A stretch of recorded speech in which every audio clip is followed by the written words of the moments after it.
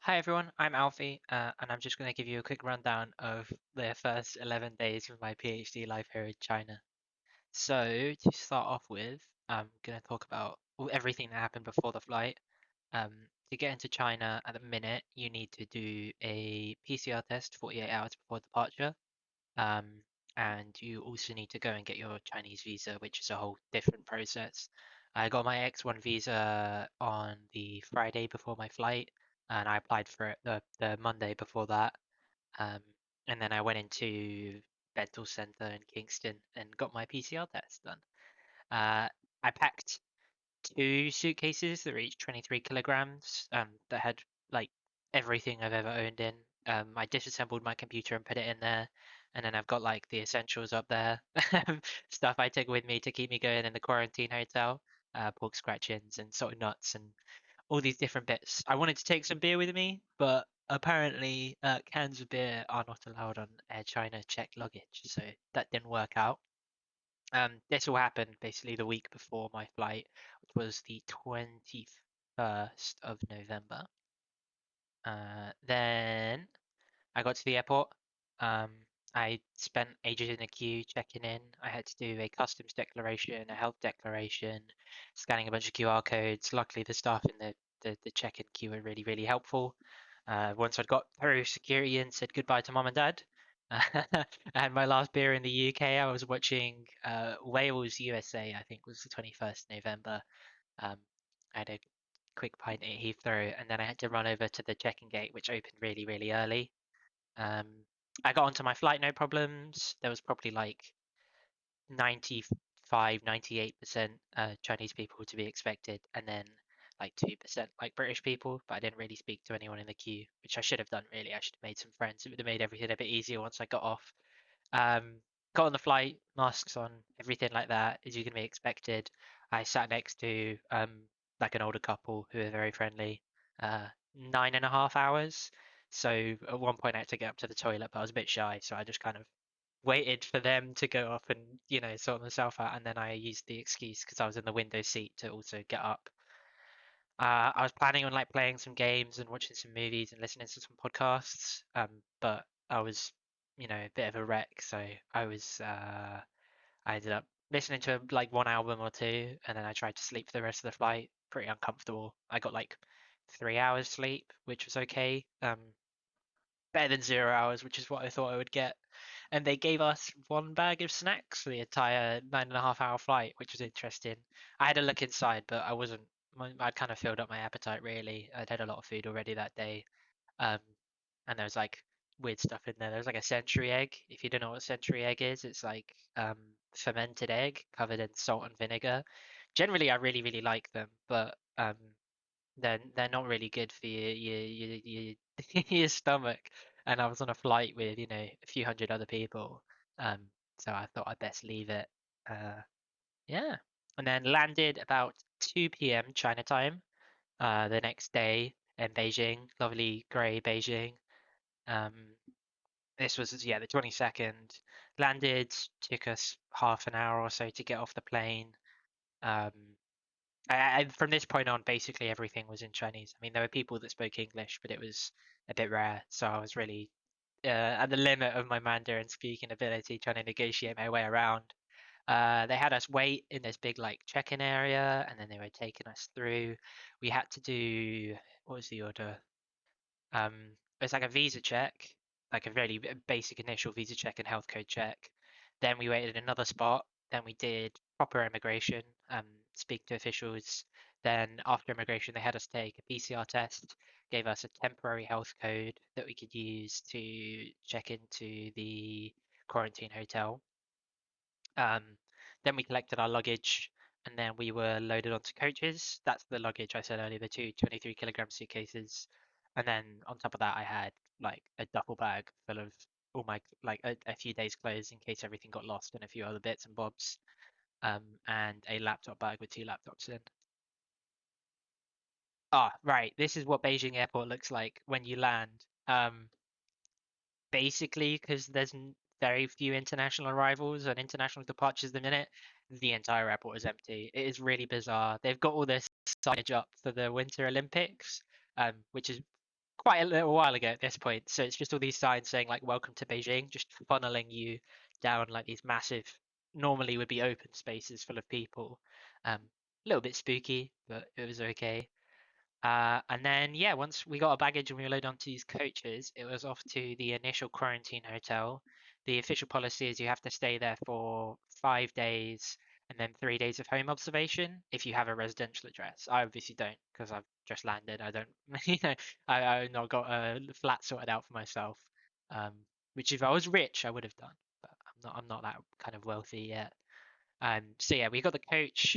We were parked here for a few hours or so. No, we parked here for about an hour before we actually left off. They had us sign into the hotel before we even left. They had a QR code and you filled everything in. Um, Actually, I ended up helping a few people out with that, which was weird because I barely knew what I was doing, but it seemed like everyone was just as confused. Um, then we set off. There was about five, six coaches full of probably about 40 people, 50 people each. Um, Police car on the front, police car on the back, full sirens, everything. It was like some real proper, what's the word? Convoy, yeah. We get onto the motorway just after we've been like signed through this checkpoint, and then this bloke in the middle, just in front of this police car, is one of these little trike things, which probably shouldn't be on the motorway. No idea what he's doing. He's stacked thing up, probably like two people's high, persons people high, um, full of cardboard that he was obviously taking off to some recycle place. But he was chugging along at like 10 miles an hour, so the police car in front of us just beeping the horn the whole time trying to get him through. That's your first experience of real China traffic laws. Um, Later on in that journey, I think it was about half an hour, we ended up just doing a U-turn on the motorway, five coaches and a police car in front of us.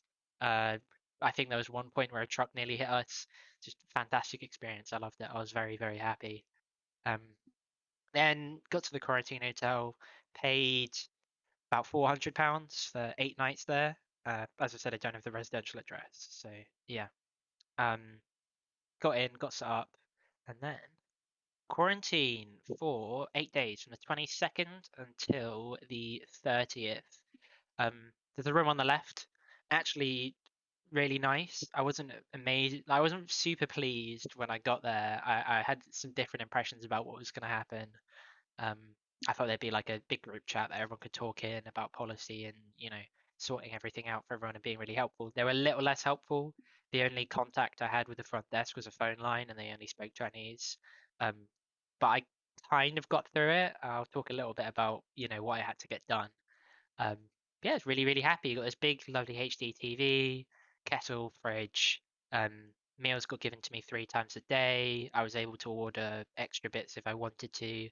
I was supposed to be able to get packages through, but I had to order a pack of underwear, and that arrived on like the third day, but it was stuck outside the quarantine hotel until I left. They couldn't get the package into the quarantine hotel for whatever reason. Um, this lovely giant window here, which I spent a lot of time looking out of. On the other side of this, there was an art school, kind of for mature students, but also people just leaving college. It was a really weird mix. Big car park in front, and then behind that was like a go-karting track, which no one was on. Um, this was all part of a like spa resort area that we were in that had been converted into the quarantine hotel just for the purposes of this. Photo on the right is a view during a good day where there wasn't any fog. You could see all these giant residential complexes in the background, and there's a big river running along there, but I couldn't really see it through the trees. And then they had like the little offshoot of the hotel where all the staff that were looking after us in quarantine were staying, and where the kitchen was that all our food was being cooked, which is nice. I just got to spy on everyone the whole time. Food wise, initially I was a little bit, well, my stomach was a little bit upset. I just had to get acclimatized to the food really, but in retrospect, it was really, really good what they gave us. First Beijing duck, just a massive duck leg, some shredded potato there, and some fried egg and veg on the side, and then that was like um, sweet and sour pork with green beans. That's just one example. I think that was one of the first meals I got. Other stuff I got dumplings. I got shrimp dumplings at one point. Um, I got chicken nuggets at some point as well, which is a bit weird with the rest of the Chinese food. But I mostly just sat there, I did ignore the breakfast. Chinese breakfast just doesn't agree with me. I would have a coffee and some biscuits for breakfast there, and I would have the lunch and the dinner, and usually watch Andor, the new Star Wars series. Very good, highly recommend. Um, but yeah, this coffee wasn't included in the meals. I had to order this from the front desk entirely in Chinese. Basically, what happened is I phoned them up. I managed to order it the first day. I phoned them up 2 days after because I was having half of it and then putting it in the fridge and then having the other half the next day just so I minimized the amount of Chinese I had to speak. But then I ended up adding one of the staff on WeChat, which is the WhatsApp basically. Super highly censored, highly controlled all this stuff. But yeah, and then this staff lady was nice enough that she was making me fresh coffees every 2 days and taking them up to my room, which was spot on, really, really good until the day before the last day. They ran out of ground coffee beans because I'd been drinking all the ground coffee. Um, Whatever. At that point, they'd been nice enough for me, and I just felt guilty enough about drinking all the coffee that they had. Um, yeah, food, generally happy. Entertainment, I spent all the time that I wasn't studying, which was a lot of time, doing some online shopping or browsing Chinese internet. This is a very, very good jumper I found that I might order for Christmas. The most emo communist Christmas jumper ever. And then obviously the World Cup. I mean, the World Cup was on at weird times. Um, the England USA match was at 3 a.m., which was fan. No, so the England Wales match was at 3 a.m. I think the England USA match, yeah, that was also at 3 a.m. So I'd go to sleep early and wake up for that, and then go to bed again once it had finished. Um, Lots and lots of memes being sent to me. I can't even move my head out of the way of this one. Uh, I'll leave these up for a little bit so you can read them. But these are my three favorite quarantine moments. Um, just because I had nothing else to do apart from watch the World Cup really. Um, I hope everyone at home's been watching it. I've been really enjoying it. It's put me through quarantine really. Oh, carry on. Aha, this is my favorite bit. So as I said, we got the car park outside for the art school. Um, because of the everything kicking off in China, we've got like a big lockdown happened in the art school next door. Like they shut off the main gate. People weren't allowed in or out, or they were allowed in, but they weren't allowed out. Um, but obviously, this guy, his routine was to go cycling every morning. Suddenly, he wasn't able to go out cycling on the roads. So every single morning, I would watch this guy, and he would just cycle around the car park. And it's probably not that interesting. Everyone's seen someone going cycle around, but he would do this for probably an hour and a half straight or 2 hours, and cars would be beeping at him. The guards were getting frustrated at him. All this stuff. It was very funny watching him because he's an expensive road bike. If anyone tries to stop, it just goes faster. Anyway, after about 3 days of this, I noticed that they were just letting him out of quarantine because they were getting so pissed off at this guy cycling around the car park, which is fantastic. I rate it, you know. I'm sure there's lots of people in Richmond Park who would probably do the same. They got put into lockdown again. It's an expensive road bike and all your lycra and your fancy helmet on, but he's just cycling around a car park until they let him out, which is fantastic. Carry on. And then, obviously, if you've been reading the news at all in the UK, this has been front page everywhere, even though it's probably not as significant as they're making it out to be. Um, Basically as a result of some extremely dodgy practices in rural South China and rural North China. A few people have died, and a lot of people haven't been able to get like compensated for the work they've been doing, and have been trapped inside at like work and all this kind of horrible stuff. And then they kind of kicked off. And then it started a bit of a domino effect where suddenly in like the metropolises, like Shanghai and Beijing, it was really kicking off. There was all these young people out and about, um, doing the A4 paper, this kind of thing. And the press lapped that up. They loved it. Until this one guy, Edward Lawrence, I think he's a photographer for the BBC. Um, he was out in Shanghai, and I think he got caught doing something he wasn't supposed to be doing. But anything goes really. They could just say that. He got caught up in it, and I got a lot of messages actually from some random people I hadn't spoken to, or Alfie, I've just heard you got into China. Is this you? And I'm sitting there going, no, I'm happy. I'm miles and miles away from this, but also it looks nothing like me. Um, yeah, just weird experience being messaged by people suddenly going, "Did you get arrested in protests?" And I'm like, "No, I'm not that stupid." I mean, he's a journalist, he's supposed to be there really. The other obvious thing that people have been talking a little bit about, and I noticed because I've been watching the World Cup so much, is showing the crowd at the very start of the quarantine when I got there. I can't remember what matches it was, but there were lots of people in the crowd being showing it, celebrating the goals and stuff. Um, as soon as people started complaining, there's a lot of posts about this. You can see it on Twitter if you search like China World Cup. You'll see that the international feed changes when the crowd is shown, and it just shows like the coaches or the players talking about tactics or something. And this was really funny because I checked on the international feed, this middle picture. This was just before a match, and they were showing all the fans coming into the stands and sitting down.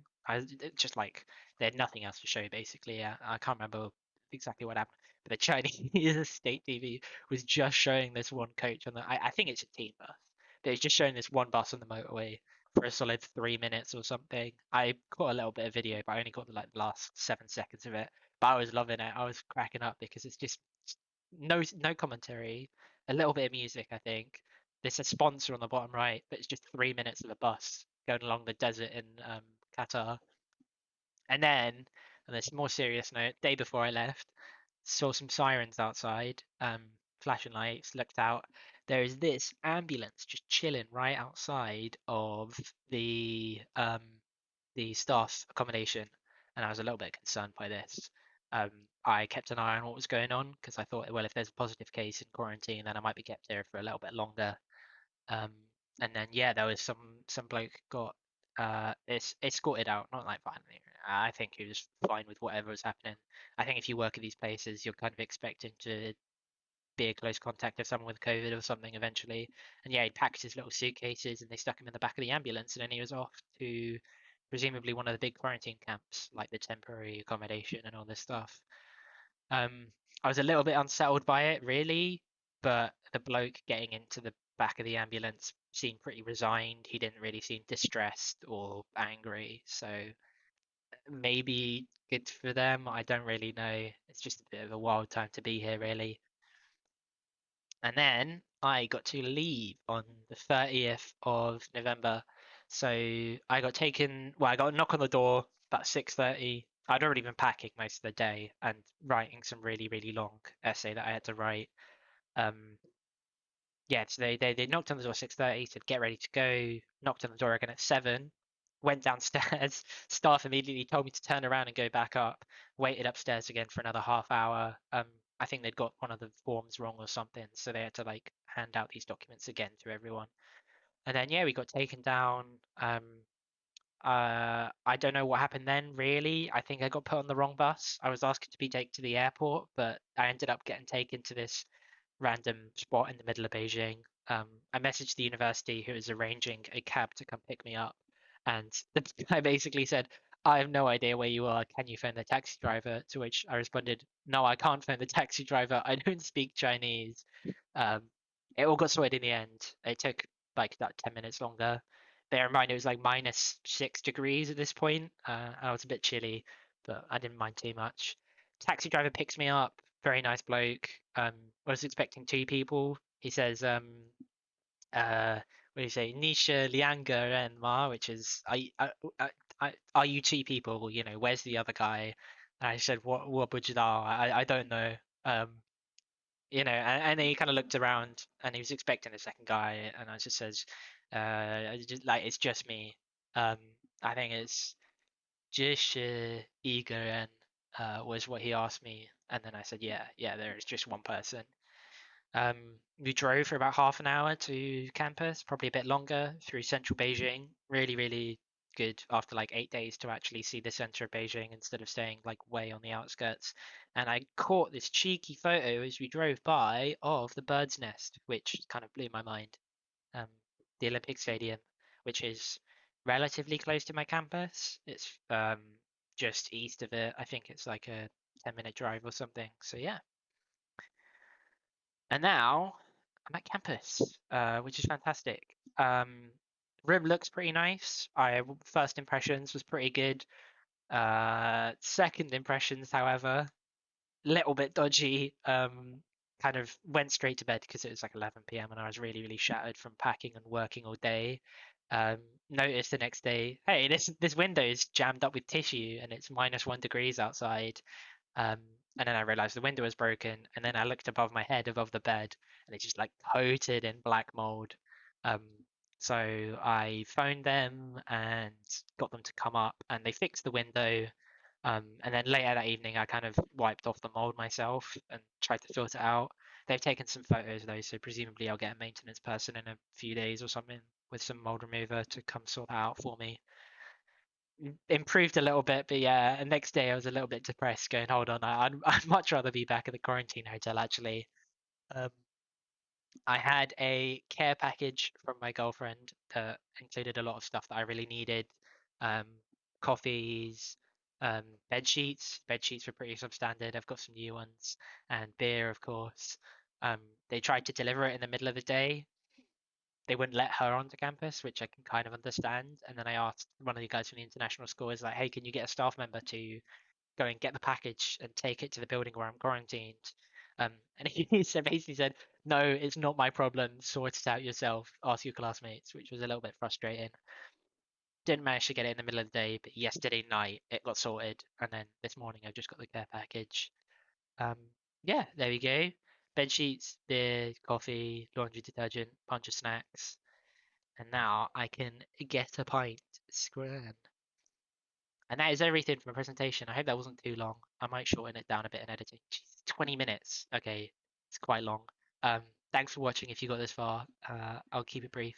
I'll probably make another vlog in like a week or two. But yeah, in case you were wondering how I am, I'm all okay. I've got my beer and my snacks and my coffee, and I'm studying. Peace.